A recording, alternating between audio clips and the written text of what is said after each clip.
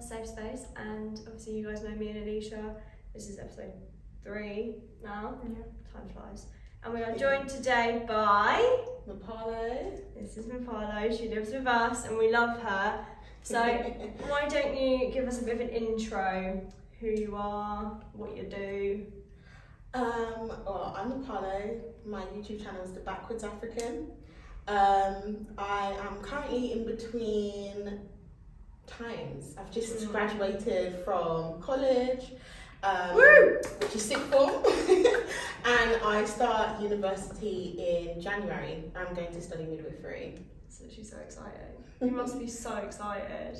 I am. I can't wait. Everyone's going to know when I deliver the first baby. So what kind of inspired you to want to be a midwife? Where did you kind of get that from?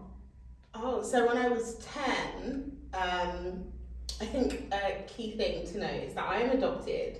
So my birth mum passed away when I was born, and I was adopted by her sister, my aunt, who's now my mum. And she's who I refer to as my mum through and through. And when I was 10, she was telling me the story of my birth and how traumatic it was.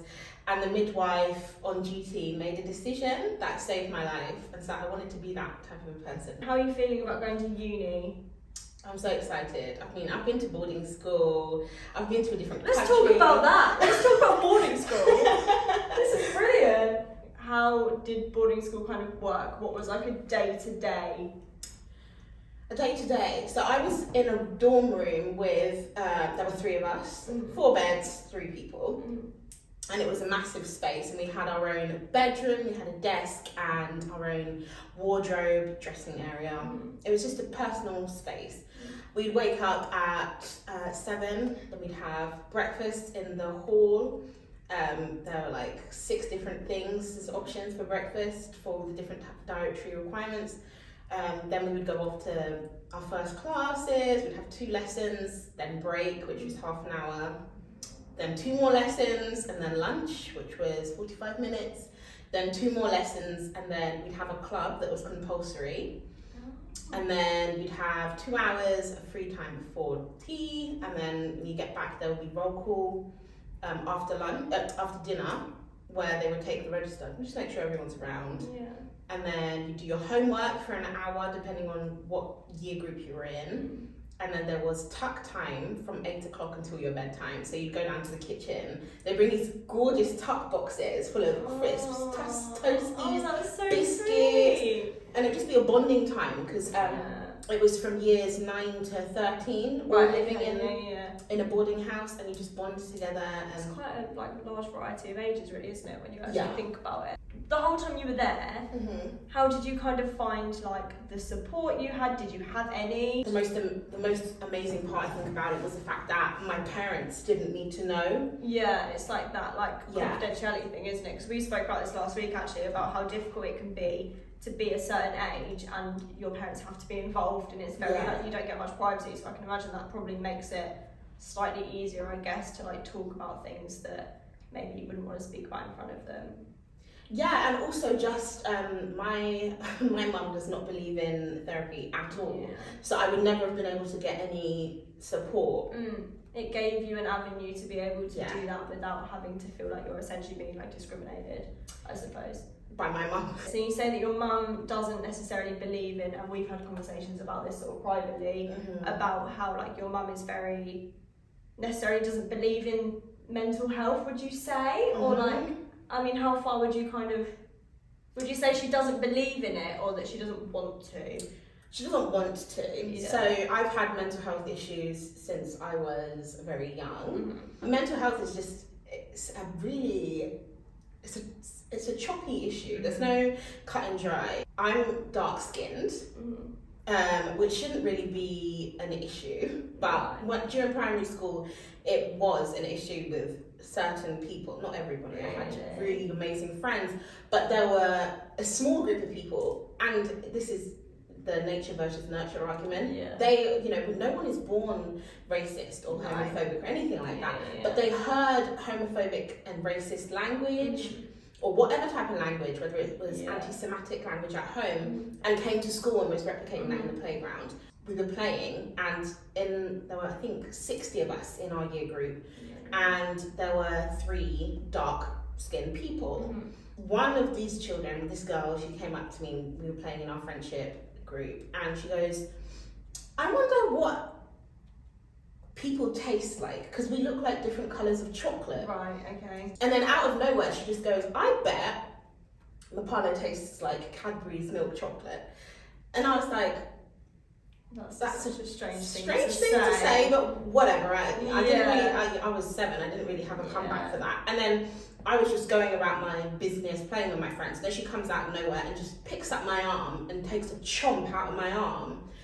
And then she goes, ugh, that's disgusting. That's not chocolate. And then she goes, Mapalo, you need to get back into the jungle where you came from. Oh my God. And I went back to my mum and I was like, oh my God, what just happened? I didn't know what had gone on. No. And I was really, really confused. And my mum was just like, oh. That is whatever. Like, for a 7-year-old child, that's heavy. I know. So it was like, what is going on at home? Where are you hearing this kind of stuff? Yeah. And that really weighed heavily on me. And from this same person, I was getting so many racist remarks, racist comments, stuff like that. And when I was 9, it all just culminated, it built up. Yeah. I had a breakdown at 9 years old. 9-year-olds are supposed to be playing with Barbies. That's so young, yeah. And I, things were going on at home as well. Yeah. And I had just come to the conclusion that it was better off if I wasn't on this planet anymore, if I wasn't around anymore. And I did attempt to take my own life. 9. And my mum found out.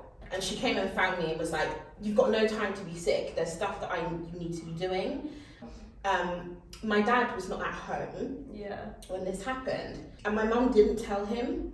She didn't tell him because she doesn't believe in mental health. That's the thing, yeah. She doesn't believe in it. She didn't tell him. And when I went to bed, I could have died in my sleep. Yeah. And she knew and didn't tell him. That's pretty serious as well. Like, even to not get checked out at a hospital or see a doctor. No. That's first point of call. It should be first point of call, especially as a child, I would say, to kind of go to a doctor's and get checked. We've spoken a lot about young people's mental health and children's mental health and all that kind of thing. But I think at 9 years old, that is young to kind of feel so overwhelmed, and obviously facing discrimination as a person of colour isn't something that should happen. If you were addressing other people that might be in the same situation as you right now, what would you want them to know? What would you say to them? You're really not alone. Yeah. I was battling my mental health by myself for a long time, 6 years, until I first got to see a therapist. And therapy doesn't work for everybody. No. But perhaps try and take that step. Yeah. To be able to admit it is massive. And I always say that to people, the first step is admitting that actually, things might not be as okay as you're thinking they are. And I think a lot of people find it very hard to acknowledge that. And I think that is understandable because it is scary. Therapy isn't just for those who have been through trauma. There's something that I say to anybody who comes in here and it's just like, oh, this is what's happened to me. And then I'm like, well, from my experience, and then I'm just like, you could use this, yada, yada, yada. And then like, well, you need it more than me. Clearly your story's worse than mine. I'm like, it's not a competition. It's not a competition. Yeah. You've not felt what I felt. I've not felt what you felt. So there's no way that you can say that your trauma is worse than mine. And I think as well, people feel things differently. What might be traumatic for you might not be for someone else, and what might be for them might not be to you. And I think it's just important that as human beings, everyone feels things to a different level. Yeah. And there are so many things that can play a part in that, previous trauma, how you just are as a person, personality-wise, there is so much of it. And I think everyone has a way of dealing with things. And I think, you have to kind of let people deal with how they want to, but it's about being there and telling people that, actually, okay, when you're ready, this is what you can do. This is where the help is. But if you're not ready, then you're not ready. So, obviously, I've mentioned briefly that we live in here with you. Take us through your first day in here. because we touched on this in the first one, it was really funny. Your first 24 hours, you walk in that door, what's the first thing that happens? It's overwhelming. It's overwhelming. Coming into a place like this is so daunting, and it doesn't matter who you are, where you come from, what your kind of emotions are. You could be the strongest person in the world and walking in here will still be overwhelming. Everyone in here is in here for a different reason. But everybody has come here for the same reason. For the same reason. Yeah. And it's a safe place when you don't have somewhere else. You walk in the door, you're greeted by the lovely bloke, and then what do you do? And then you get to your flat. Like, it doesn't matter who meets you downstairs. They take you upstairs and they're like, this is your home. They give you the keys. You sign for your keys and then you're left on your own in your flat. And I remember when I got in there, I just sat down and I cried. I just cried. I was like, I am here now. Like, I've got to come to terms with the fact that I live in a place that supports people who are homeless. I was homeless for 3 months and I hadn't actually come to terms with that. I hadn't been able to say to myself, I didn't have a home. I was sofa surfing. And there are different types of homelessness. I think the first 24 hours is so overwhelming. It's so hard. Getting given a set of keys and being told, like, this is your home is probably the scariest thing, especially at like 18. And it's different to going to university. Oh yeah. When you go to university, usually your parents are there crying, oh my god, bye, oh we're gonna miss you, we'll see you. You know, they'll FaceTime you when they get home. Yeah, they'll help you unpack your stuff. You come in, you know, when I came here, I had been staying in a travel lodge that my college had paid for because it was that's good. half term. That's good. Like the fact that they did that, because a lot of colleges and a lot of the education system isn't as like clued up as like that. So that's, I mean, my college was insane. They have been insane. That's good. The support and help that they've given me. But I carried my whole life with me. I had this big pink suitcase. I had 6 carrier bags. Like, without going into too much detail about where we are, we're in quite a central location and it's something that you walk past every day for years, especially if you've been in the area. Like, everyone knows, like, everyone knows this building and everyone knows what it is. This building, when you're depressed, it's depressing. It's depressing. Yeah. And when you're not depressed, it's fine. You can fight, you know. This is the thing, and like, this is something that I know we're both pretty hot on, is like, this building, when you're in an okay mood, feels fine. Yeah. But when you're not, it literally just feels like the worst place in the world. Like, it feels like it's just, you can't think of anywhere else you'd rather be, like, rather not be. I mean, I was in a shed before I got into a single. Oh my god, that shed. How was that? We spoke about this as well, and I mean, I love hearing other people's stories about their shed. How was your experience in your shed? The day before my health and social care exams, I wake up, as I do. I wear glasses, so I don't sleep with my glasses on. And when I wake up and I'm going to shower, I don't put my glasses on for that. I went to the bathroom, turned on the light, and the light switch, thank goodness, was right by the door. Because I was like, what's that smell? I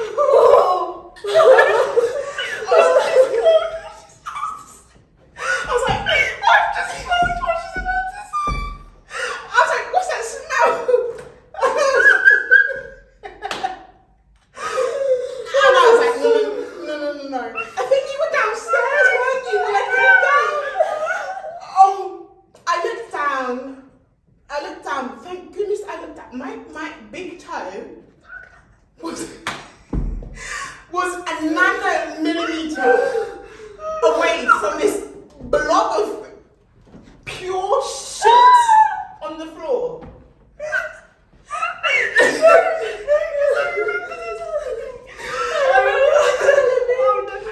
Oh my god! There was shit by my toe. I had nearly stepped on this shit. And then there was just like a little trail of it up to the toilet. And there was a massive dookie on the toilet seat. And then so much in the toilet. I turned around. Bearing in mind I had official exams, this was my official exam. I turned around, shut the door, and I went downstairs, and I think that was one of the only times that I probably ever caused a scene. I will never forget that. I will never forget it. Oh my god, I was moved out of that flat within 3 days after that. I would have been absolutely mortified. I remember texting you being like, what is going on? I was screaming downstairs. I fully understand that not everyone has essentially had the same upbringing, and not everyone. You don't know how to. But everyone knows use the each toilet. other. Don't shit on the floor again today. And I was like, it must have been hanging. Did you you know? believe the fact it was her own floor? No, number one, don't shit where you sleep. It was the bathroom floor as well. Like, she was so close to the toilet. But I was moved out of the flat 3 days. Yeah, so that was my crazy flatmate experience, and then I moved into a single and. I feel Oh, like amazing. everyone who's been in a shared has a crazy flatmate experience. Oh, yeah. I can be a messy person, but I'm clean. Like, I don't have mould. I mean, when me and Alicia get a bit depressed, so the rooms get a bit messy. No, I absolutely understand that, and that the Yeah. depression thing, that was something. The bins, I was like, the whole living on your own thing. When I was depressed at boarding school, I just remember, well, actually, I was, I had help with, I just say I'm really not okay, and they'd help me with my washing. The bins were community bins downstairs, like they employed people to come and do our bins. But something that worried me, and it still worries me actually, is that when I'm really, really, really depressed, you won't catch me. The bin is so far away, like the outside bin. I don't understand. You have to go on a trek to go and put your bin. You need a bin key. Oh yeah, trust me. And then when you're depressed, yesterday, the last thing you want to do is take your bin out. yesterday I crawled out of my depression hole that I've been in for like a month for approximately an hour and then sunk back into it. But in that hour, I took that trolley up them stairs and I put all my rubbish in that trolley and I took it outside, and the manager, Mel, thought I was trying to run away because I had just had bin bags everywhere. She thought I was doing a run up. Obviously I was just taking my rubbish out, but it got bad, and I'm like, this is something we're both very open about, to be honest. Like, being depressed and trying to look after your space is so hard. It's funny because the bin is the main thing I struggle with as well. The bin, I think it's because it's so far. And it's like, It is, you have it's to so walk far away. across the road that's there. There's always It's very cars coming public. up. There's, And it's just something about carrying heavy bin bags just down the road doesn't. it's quite degrading. I always It is, yeah. start going around the back though. And Yeah. just going out the back. And Yeah, just that's going what I through that do, way. because I think hate it's, walking across I that. find it quite difficult to, obviously everyone takes their rubbish out. Yeah. But when you're depressed, When you're depressed It's and you so feel like hard. everyone's watching what you do anyway. Yeah. Like, I remember last year when I was really unwell, and it was just before I went into hospital actually, I was going through this really bad depression and I was really struggling, and then my key worker at the time was like, you need to do your bin, we need to get this done, and I was like, yeah, I'll do it, I kept putting it off, and then eventually I was like, do you know what, I need to do it, and I went outside and I took my bin, and I took it outside, walked across the road, and for some reason I thought every single person was staring at me. do you know the worst thing happened actually? I was in a bad place. My something had happened in the family, and I was like, oh, I am just hanging on by my fingernails right now. And I went to take my rubbish across the bin, and then so where you have to walk, there are shops opposite, and my bin bag split. Oh no. And everything came out. That's my worst nightmare. My bin bag split, and I was like, you know what, this is it, I am done. For everyone listening or watching who doesn't know what we're talking about, there is a man/group of men who stand outside our house and sing the YMCA song. Pretty much, it was at one point every Saturday. And I haven't heard him for a minute, but he'll definitely make a return. Oh, I think he started because someone came on He's Saturday. probably back. We do live right opposite a pub. This is the And old around problem. lots of pubs. We get pissed up people. Yeah. Outside the house all the time. There's been times I've gone to take my bin out in the morning, there's broken glass on the floor. I think that's also a big thing about the why. People tend to forget, at the end of the day, this is our house. Yeah. People see it as a business or an institution, and technically it is supported living. Yeah. But at the end of the day, it's our home, and people do tend to forget that. Was this on Friday? Let's talk about it. Let's talk talk about it, about because this is half the reason I wanted you on this week, because it is still fresh. I was so angry. So we had arranged a meeting with our local MP. We got wind that he was coming to speak to us. the whole point that he was to speak to us. Keyword, he came to speak to us. So we got very, I was very prepared. I had literally a notebook full of like statistics, and I'd been asking people over on the Instagram and stuff for if anyone has anything they wanted me to talk about, if anyone had any, I had other people's voices coming with me for this. This man turns up. We get told to be downstairs for 2:20. We turn up at 2:15. 2:15, we're early for this man. We've both got out of bed, I was having showered. my nap. That's like something with my depression the way it is at the moment. I need my nap. Like I can't function. I'm just a zombie otherwise. Early cut the nap. Got out of bed, got ready, had a shower, whatever. Put on a respectable outfit to meet a politician. And we'd been hyped up for the occasion. And this isn't the staff's fault because they were just as in the dark as we are, but we had been hyped.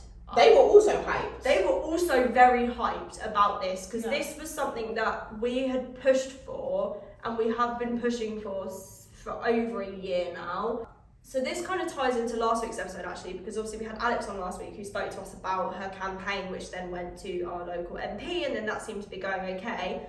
So the one thing I wanted to speak to him about was, because they'd pushed for early intervention hubs, that was the whole thing, and you were obviously part of that, and there was a massive push for like early support. And I wanted to know what the bloody hell was going on because we hadn't had an update on that for months. Yeah. He turns up to our home. That's the important bit. This is our home. You get in, people come here and use the downstairs rooms for various counselling sessions, for interviews, for various reasons. But it's our home. People are always usually very respectful. They're very respectful. Of the fact that this is, anytime we get anyone in from an outside agency, a visitor of any sort, everyone is very respectful. They're very respectful. And that's something that I think goes a long way for all of us because this is our... And I've had quite a few interviews this year with the BBC, with Heart Radio, with various news agencies where they've come here to film me in my flat, and they've treated the downstairs area with an amazing level of respect. And then they get up to film it in my home, and they treat my home as if I'm literally living in a palace. That's the way they treat it. And that's they how it should showed an incredible level of respect. And that's how it should be. I've heard very good things actually about Heart Radio. It was amazing. The interview, the way that man treated me was, I would love to. I've heard nothing about how good he was, but this MP turns up and By the time we get downstairs, he's already here. I think he was in here actually, in this room, which is out the back of the building. And he was in here with a few of his mates and the big boss having a chat about something. Gets to 3:15, I'd say. Nearly 3:30. An hour. Nearly an hour. Standing in the lobby and we've for been an stood hour. there, and I was getting really fidgety, and you were getting fidgety, and the staff were like, just wait, like it'll be worth it, we promise. Because at this point, they also didn't know anything was going to go wrong, so there was a lot of like calming us down and stuff. We were stood at the lobby, waiting, politely, calmly. We'd been calm now, we'd been calm. He comes out of this room, I'm incensed, and walks past a pair of us. Doesn't even cast a glance at us, just walks straight past. Doesn't even say, I'm so sorry, so whatever, nada, nothing. Just walks past, gets outside, stands there with his friends, and takes a picture. So you stayed in then he came back. Then he came back, and if there's something about me, I become incredibly polite the more angry I am. Yeah, I shook his hand, and I was like, And then he goes, the first thing he says to me, he goes, so, what's it like living in here then? And I shut that down. I said, no one in here is in here because we just walked in and we want to be. He then goes and says, so, how's it, he goes, what's it like living in here? And I was like, it's amazing, it's been a roof over my head, but more than that, it's been a home. It's allowed me to center myself, to focus, to pass my exams, to create a safe study space to pass my exams. And then he goes, so what are you going to do with yourself now? And I said, well, I have actually been accepted into uni. I'm going into uni, I start in January. And then he went, oh, that's so amazing. He was like, it doesn't matter if you don't qualify. At least you tried. The YMCA helped you to get there. I was done with that conversation. Excuse me, it was my brains. And to put into perspective what I had to overcome to be able to get to where I was. My dad passed away in February, and I was literally there. I was there. I held his hand. They turned off the machines. He suffered from cancer really badly, and we were all with him. My brothers, my mum, while he passed away. My dad passed away on Wednesday. I had an official health and social care exam on Monday, and I turned up to that thing and I sat it and I got a distinction. Smashed it, yeah. That's impressive. So then for him to turn around and go, the YMCA, it doesn't matter if you don't qualify. No one got you through that apart from you. You sat that exam. You made the decision to sit that exam. Not many people would have sat that exam, but you did, and that was you. Yeah, the staff here are great. They give you a lot of support, but ultimately, the things you do are you. But for him to come in here and then tell me it's okay if you don't qualify, like, it is fine if I don't qualify. But it's but the why tone. would he say that to anyone in another position? Why would you say that to me? It was the photo that did it for me. It was just the way he stood outside. There are 52 vulnerable people living in here. And you don't for even various have time different to reasons. listen to two of them. And I think it's also, so I've been lobbying in Parliament. I've been up to Parliament a couple of times since June. Yeah, you've been doing a lot of work, haven't you? For the cost of living crisis, because it's insane. And I have interacted with, in Parliament, I've told my story about how crazy it is living on, after you've paid your rent and your council tax, it's basically £100 a month. Yeah. About how mad it is to do that. And I'm fortunate because I don't have to pay for my Wi-Fi, like, we don't have the bills. we don't have the bills, we pay the rent, that covers the cost of the it's like bills. a service fee, isn't it? It's a service charge. So I don't have to literally sit there and fork out the money and section out the money to pay for electricity, gas, water and Wi-Fi. But there are people who do, and the craziest story was of someone who freezes water because they can't afford to eat. They freeze water so that when they wake up they can chew on the ice, so it's a sensation of eating. I've heard that. So I went with this to the Parliament and I interacted with amazing MPs. And some of them were conservative, some of them weren't. But I interacted with amazing MPs. So they understand what they've been put in power, they were voted in power by us. This is the thing, But it just seemed very convenient to me that he only wanted to hear from the big bosses. But he also, because you had something that you spoke to him about last year, so you were going to hold him accountable for that.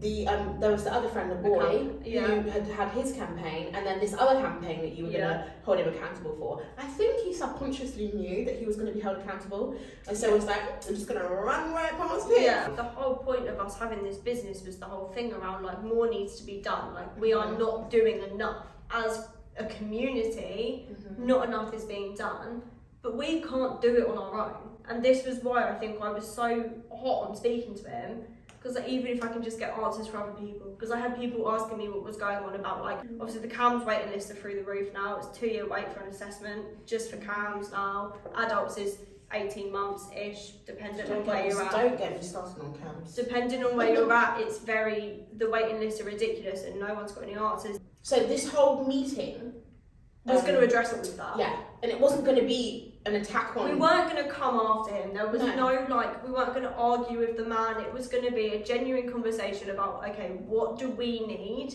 and what can realistically be done. I've had a few, as I said, a few interviews, and the last two that I did, I won't name the organisations, but I had words put into my mouth and I was telling my story.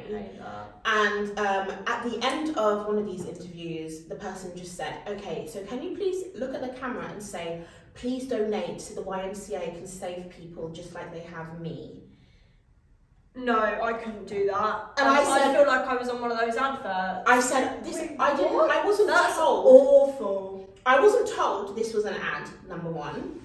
Number two, they said that they wanted to follow up with another interview that I had done with them previously, and that was what was said in the email that was sent to me about them coming. They came to my home, this building, and then they came to my flat, which is the ultimate sanctuary. That's your safe. That's my safest space. Yeah. And then they came and got me to plug the YMCA for them. No, I hate that. And I came and asked the manager about it. And I told them, no, I'm not going to do that. But coming to basically use me to ask for money. Yeah, no, that's... I understand this is a charity, but be transparent from the get-go. If that's what you're after, then, like, be honest. Like, trust us. We want the money just as much as, like, everyone else does. Like, the more money that gets donated, like, I'll put a link somewhere about how you can kind of donate to the YMCA if that's something you want to do?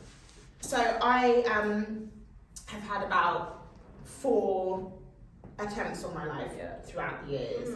3 of them my mum was aware of and didn't tell anybody, and so I could have died under her watch and no one would have known. Yeah, that's just like ultimate neglect then, isn't it? Yes. And then the 4th one I had when I was 14, and I was at my boarding school.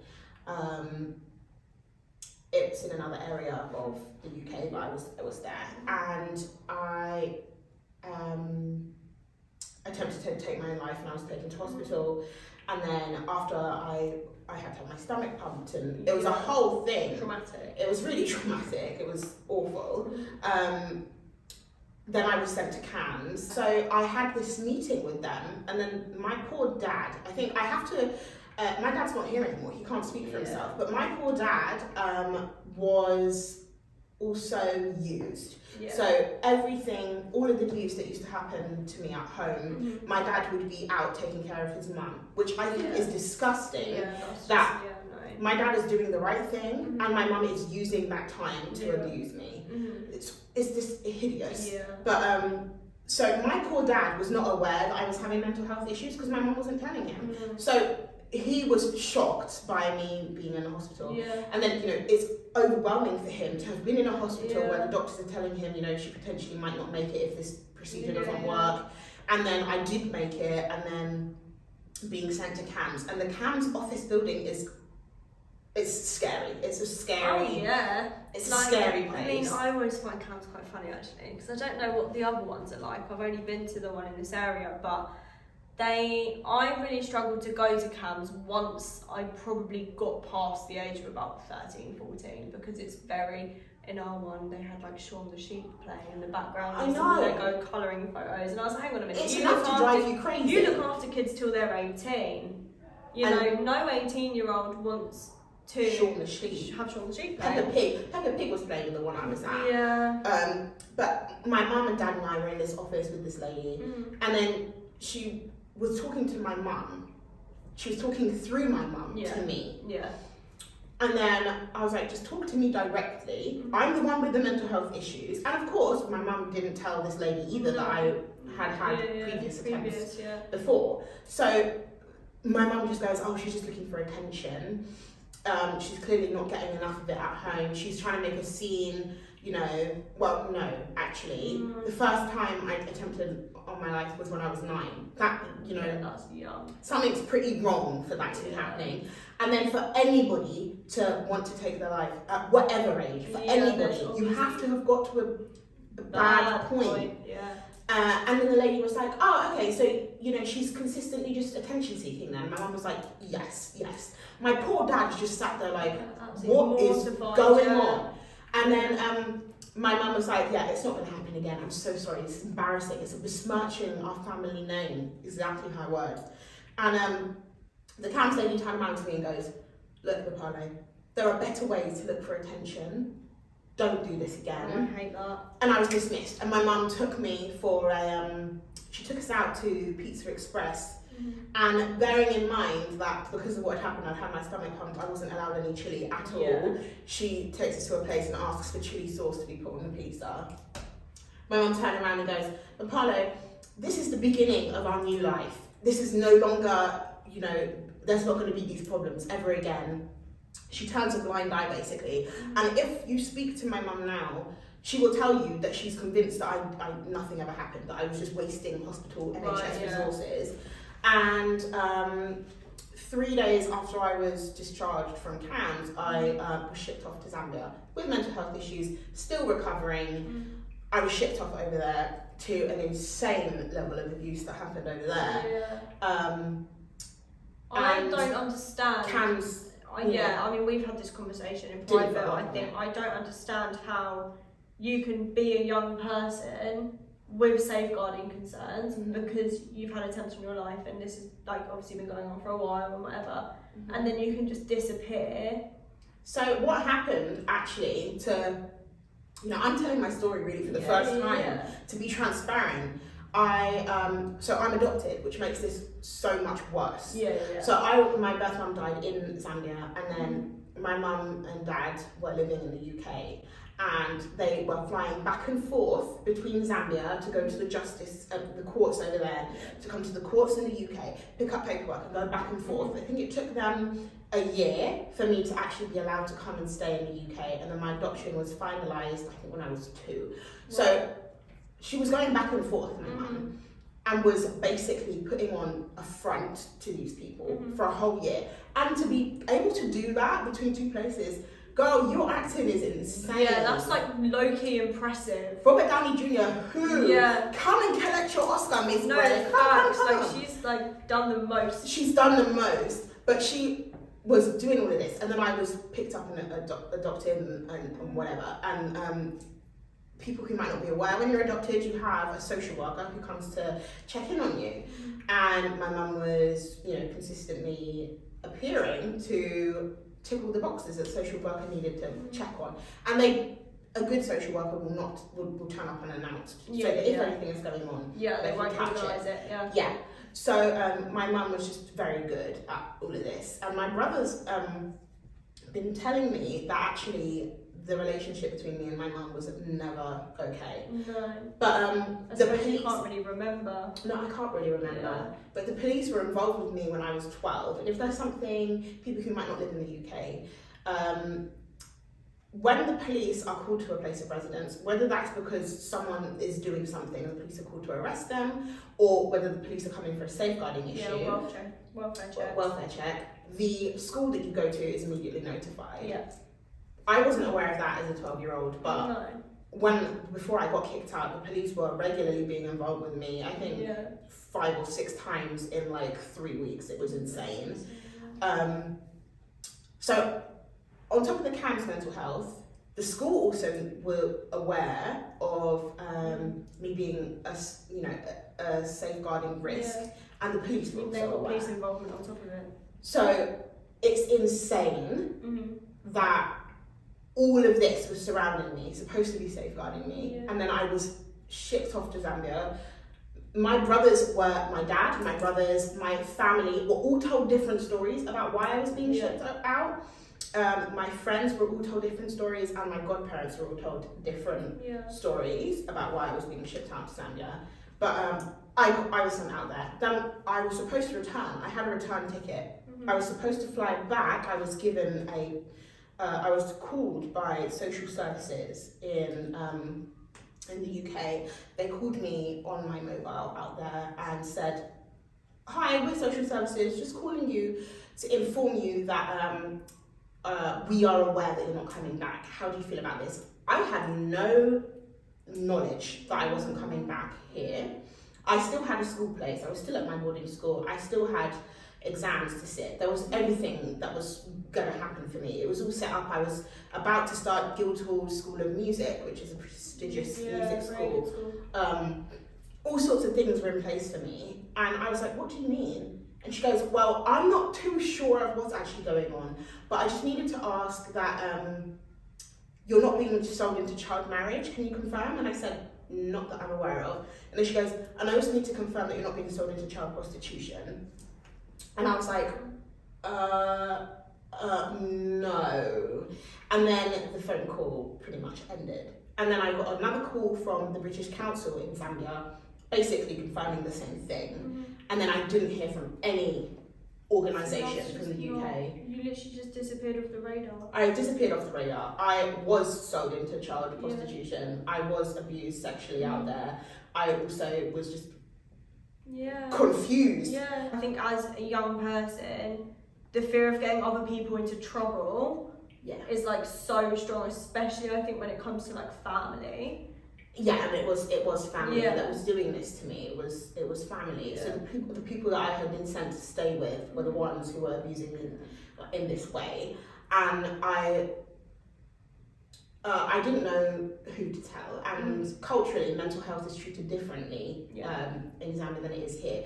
Bearing in mind, when I was sent out there, I had only been out of the hospital for 3 days, so I wasn't. You should have still been on like a high risk, some form of safeguarding, because I know normally, I don't know if this was something that was maybe done or not, I don't know, but usually if you're under 18 and there is a attempt on your life, social services will be informed. That's legally how it is supposed to work. And I also know that the worst people that social workers can talk to is the people that are doing it to you. Like, they shouldn't. I've always said, I've been very hot on it, it's the same with CAMS. I don't understand why parents are in the room. And I could never understand that, because it's like, well, hang on a minute, they're not going to admit.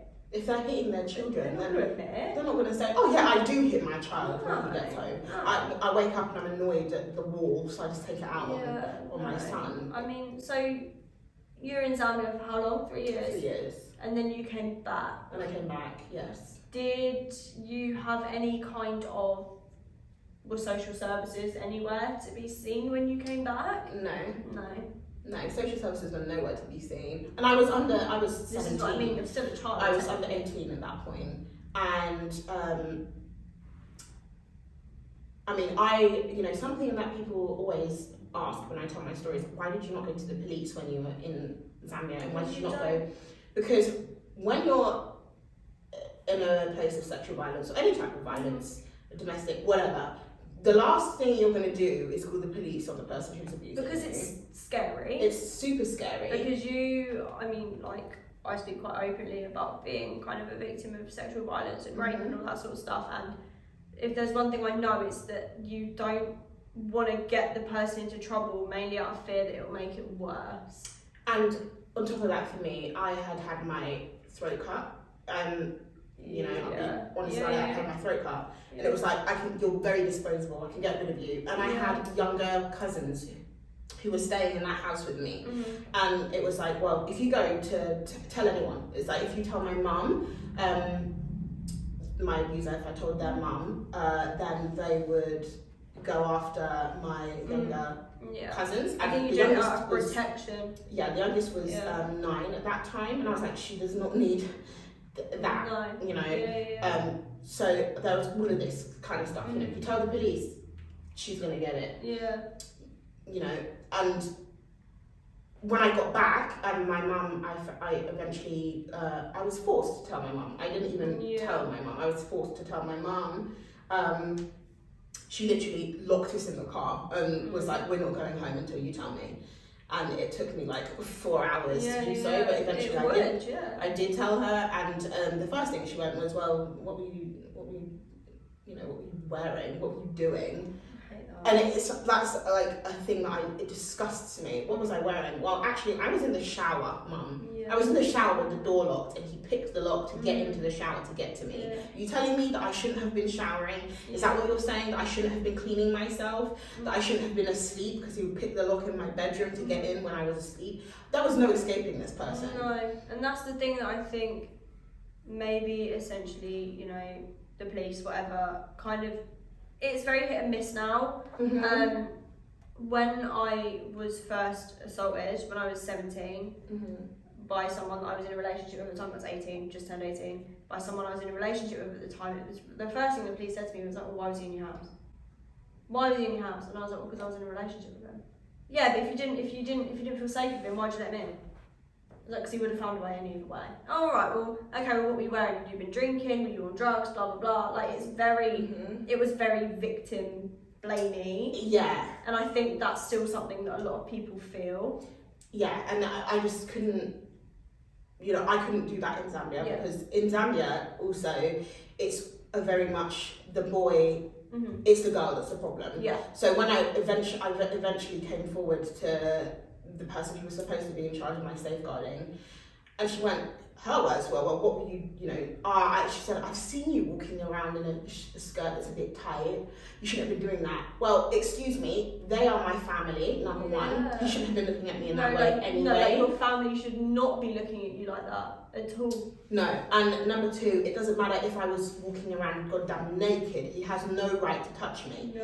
And I wasn't walking around naked. I had a even sense of self-preservation. Even if you were though, like that's something that I think is very still consistent at the moment. It's like, just, I could have all my clothes off and, if I say no, it still means no. Like, that doesn't give someone a right. And I think it's scary how much, you know, like what you went through in Zambia was like so insane, and I think for you to go through that, come back, and then social services to essentially be nowhere. They were nowhere to be found. And when, you know, my brothers were by my side 100% all the way, they dropped everything. My mum called my oldest brother, and when Mapalo's been sleeping with her cousin, well, that's not what was going on anyway. No. And then my sister-in-law was like, well, if you were sleeping with him voluntarily, there's still something wrong there, and we need to support you getting help. But my brother was like, absolutely not, that's not the girl that I know. He came running to come and find out, you know. And somehow my mum managed to twist this whole thing from, oh, Mapalo was assaulted and victim of stuff for 3 years. Like, I couldn't get out of that situation. Like, I called home and I begged, without telling what was going on. I was like, can I come home, please? I'm begging. And like, it's the worst thing is that my aunt found out just before my brother's wedding in 2019, and I'd been there for 2 years. And we came back for my brother's wedding. And my aunt, I told my aunt because I actually thought I was pregnant, so I was like, oh, I can't do this. You know, I know my aunt there with me. I need to get some help, whatever. When my aunt found out, went to the hospital, found out that I wasn't pregnant. She came back and she got the pair of us in her bedroom, and she prayed over us. And she literally, so this is how it is that this is not everyone. This is not the whole Zambian culture, because most of the Zambian culture is gorgeous. But she prayed over us. She put her hands on her head and went, I remove this demon. I rebuke this demon that is in my son. In my son, this demon shall come out. That is making this boy do these things. It will come out. Then she finished the prayer, and she went, I felt the demon leave. And knowing what I had just told her, she went out and left us on our own. And of course he did it again. Of course he did, yeah. And then she came back to my parents' house, in my parents' house, and sat us down and said, Mapalo has something to tell you. I was way too scared.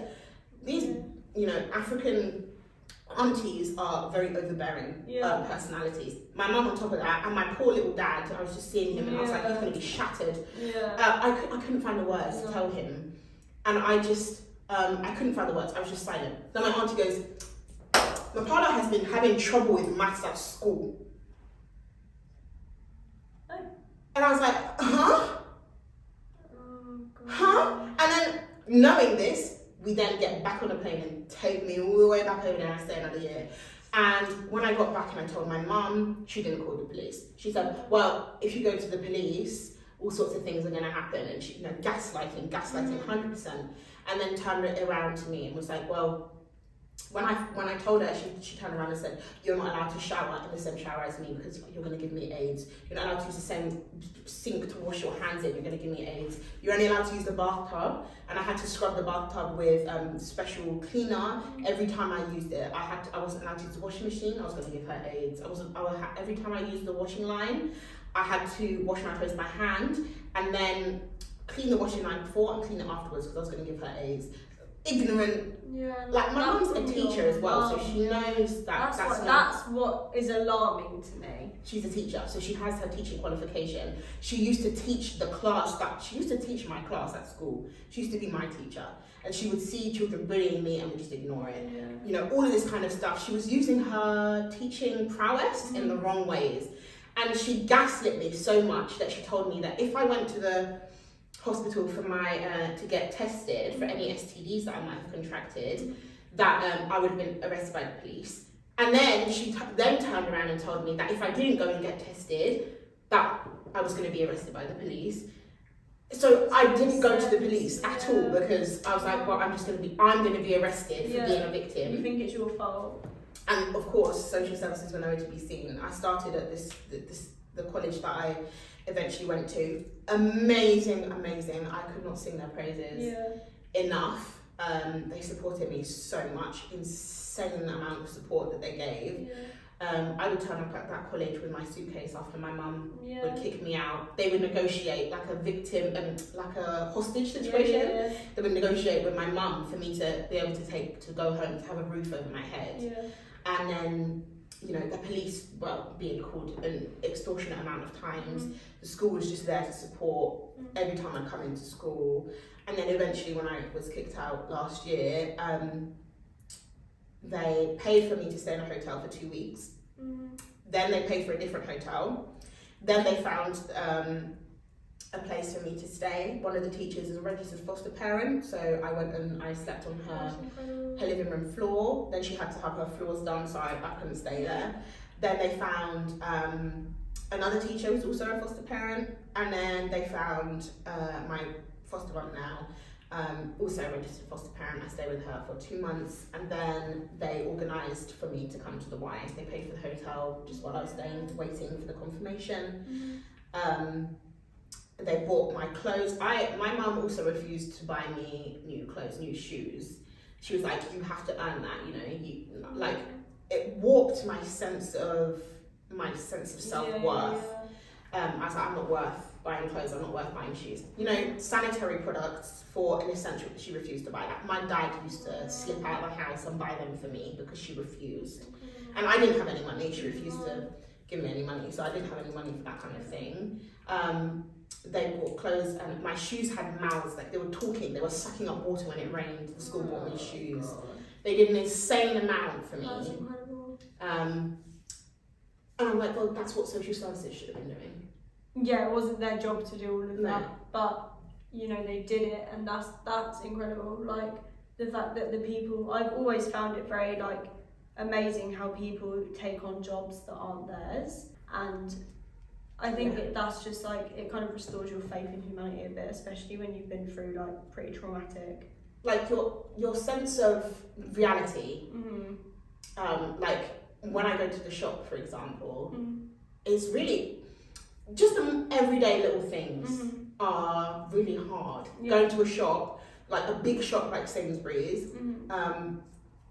The other day I realised that I'm not over it. I never will be over what's happened, but I realised I need more help than I've probably been asking for. Someone dropped a bottle of water or something in the shop and it made a really loud bang on the floor, and I just couldn't deal with it. I just left my shopping and came home. I crawled into bed and I was like, you know what, forget the shopping. But things like going to the shop, just getting on a train, getting on a bus, everybody's out to get me.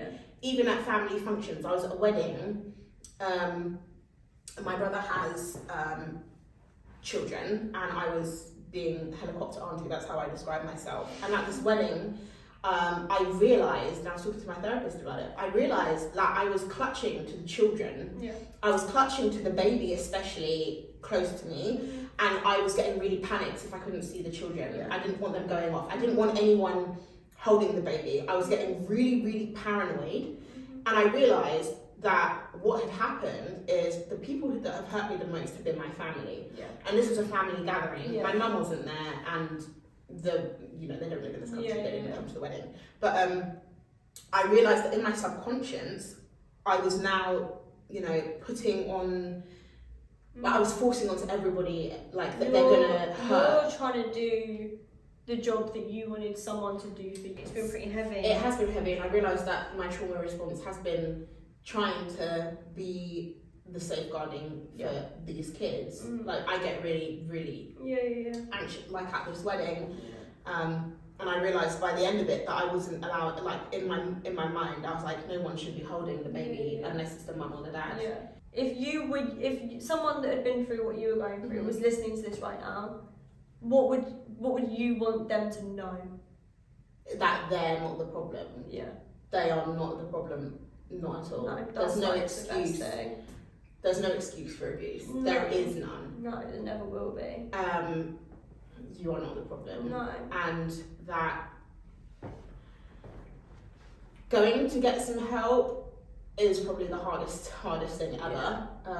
But admitting that you need help isn't saying that you're broken. I think actually getting help is the strongest thing that someone can 100%. Do. No, I love that. Right, so thank you everyone if you've listened all the way to the end. We really appreciate it. As usual, mine and Alicia's socials will be linked down below. Obviously, don't forget to look at www.mind-movement.co.uk. Check out our stuff. We've got loads of new stuff coming out in the next few weeks for Christmas, which I'm so excited about. So cool. Mapalo, where can they find you? YouTube channel. My YouTube channel is The Backwards African. I'll link it. And I'm just getting up and started with public socials because I don't. Mapalo's going to be starting like on socials a lot more recently, so once Yeah. we've got a bit more, obviously I'll like carry on updating the bio down below. We really hope you've enjoyed it. Thank you so much for listening. Thank you. And we me and Alicia will be back next week with another special guest. So stay tuned for that, and we will see you all soon. Talk to you Bye.